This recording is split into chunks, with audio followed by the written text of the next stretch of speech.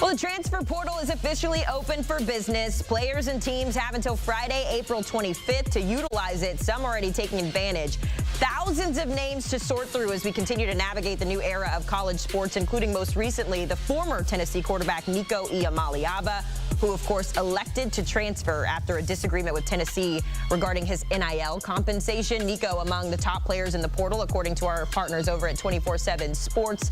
He has been tagged with a do not contact label, and there's been some speculation about his future shut down by Chris Hummer we'll get into in a minute, possibly linking him to a move to UCLA or a group of 5. Other names on that list include Jaden Ott, who recently signed with OU, and Jaden Rashada, who has had quite the journey in college football to this point.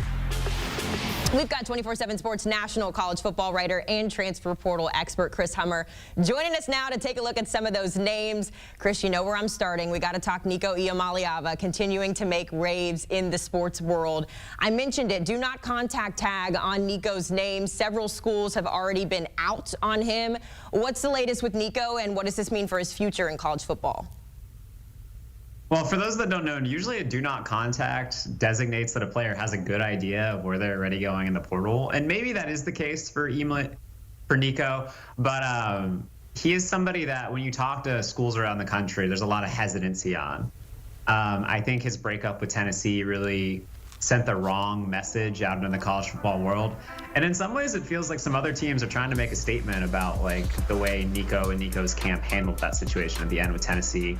Obviously, Nico's camp would contend they handled it fine, and they say that their differences weren't necessarily about money. They were about kind of the roster around him. But at the same time, the way it was handled really frustrated people at Tennessee, and I think it's turned a lot of teams off of Nico in the portal, to the point where like a lot of the schools mentioned so far are hard-nosed, and even a school like UCLA, a team that's had some momentum, I would say is trending more likely towards a no than a yes at this point. So it remains unclear of who's going to say yes to Nico. Is this a situation where we see him have to take a step back and maybe play at the D2 level, or maybe, you know, somewhere lower than what we've seen him in the SEC? I don't know if it's going to get to that point for him. He is still, like, going into this year, he's somebody that was mocked in the first round of the next draft class. Like, he is that talented. And somebody is eventually, you're gonna hit a point where somebody is gonna jump in there and be willing to take the risk on him. But like, he entered the market at a really bad time. Very few schools had a need at quarterback going into this spring window. Frankly, North Carolina was the only school in the Power 4 level that really had a strong need at quarterback. So a school not only has to move off the quarterback they have to believe enough in Nico at the moment to do so, and it remains to be seen who that's going to be. But no, I don't expect him to end up in the FCS or anything like that. But it could be an extended or a slower process for Nico than I think many would have anticipated when he went in. Okay, we'll keep our eye on it. On the defensive side, though, here, cornerback Julian Neal, one of the top prospects in the portal. He spent the 2024 season at Fresno State, where he had 35 tackles, 2 interceptions, and 6 pass breakups before transferring to Stanford. Then Stanford fired their coach, so he decided he should go elsewhere here. What's the outlook for him as he looks for his next stop? Well, he's an interesting player. He only started 4 games last year, but our guy Cooper Patagna, who handles our transfer rankings, really fell in love with him watching the tape. And he's got a ton of high-level interest. He's already taken a visit to Syracuse, where his former defensive coordinator at Fresno State is now an analyst there. He's currently at Virginia, and schools like Tennessee, Colorado, Minnesota, Arkansas, Auburn, USC have also been in the mix for him. I think it's possible he takes a couple more visits. I think the family is still working through the process, but he is somebody that's been very popular in the portal so far. Let's talk about South Dakota, a team that has become an FCS powerhouse over the last few years. Joe Cotton on the O-line, a big reason why, but now the tackle looking for his new home. He's got a 91 rating in the portal, so it's no surprise that teams are lining up to get him. Give us the scouting report when it comes to Cotton. This is somebody that teams talking around the country believe is an NFL tackle. Like, if he goes out in the draft next year, they believe he'll be drafted. And that's as valuable as it gets on the open market. Like, the numbers, NIL numbers for Joe Cotton are going to be really significant, well into 7 figures for him by the time it's said and done. And almost every tackle-needy team in the country has reached out about Cotton thus far. Right now, he just has 2 visits set, one to Wisconsin and one to Cincinnati.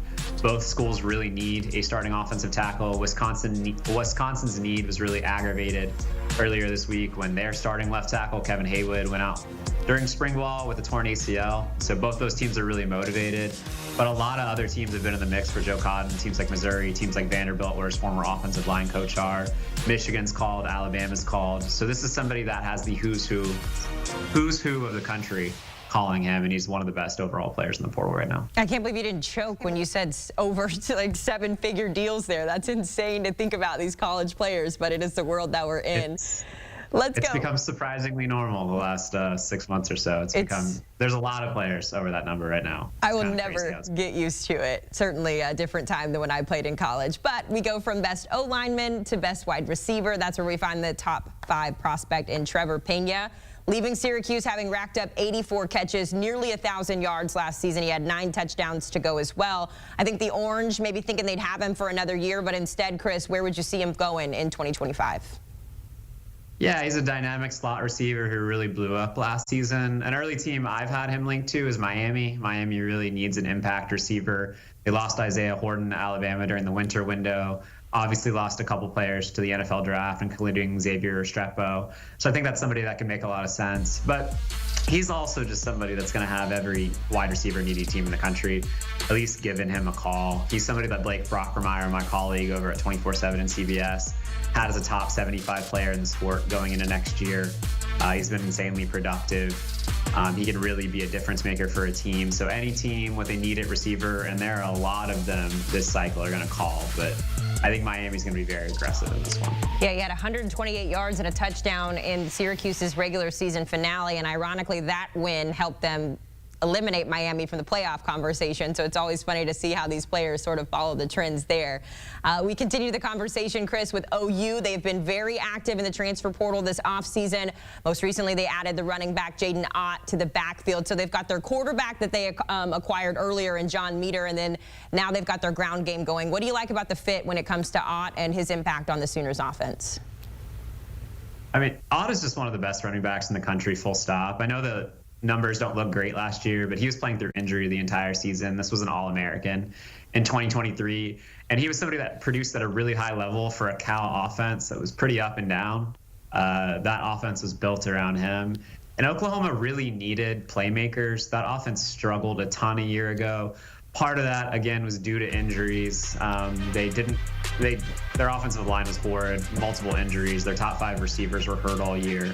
So Oklahoma has to reset. And John Mateer, their really highly paid quarterback they got from the portal, somebody who got close to a record-setting deal to go to Oklahoma, needs weapons. And Jaden Ott is somebody who can not only be productive out of the backfield, but has also shown an ability to become an impact pass catcher on the outside. I think he's going to be an ideal fit for what they like to do. And Oklahoma clearly targeted him and went aggressively after him in the portal, because it only took about 18 hours for him to go to Berkeley to Norman. Certainly it did. Hey, real quick, Chris, we've got some news here from Matt Zinnett. We are seeing that Mekhi Bayer is set to transfer to UNC. He's moved around. He played at Nebraska. What do you think about the fit there for Bill Belichick? It's a good fit. North Carolina is going to be one of the most aggressive teams this transfer portal cycle in terms of additions. They have huge needs in the defensive line, huge needs in the offensive line. They just lost a really good edge rusher to the portal yesterday. So getting Gabor in there will really help bolster that edge rush group they have. And it's just something they had to get done. Like, North Carolina had to get better in the trenches, and this is the first step 49 in tackles. that process 49. For Belichick. Yeah. Sorry, Chris, I didn't mean to cut you off there. There was a little bit of a delay, but to your point, 49 tackles at Nebraska. You are very, very busy, so we'll let you get back to it, keeping us updated when it comes to the transfer portal. And make sure you check out the Transfer Portal Palooza happening today at 3 o'clock Eastern, live on Twitter and on YouTube. That team does a great job of keeping you updated with the latest moves.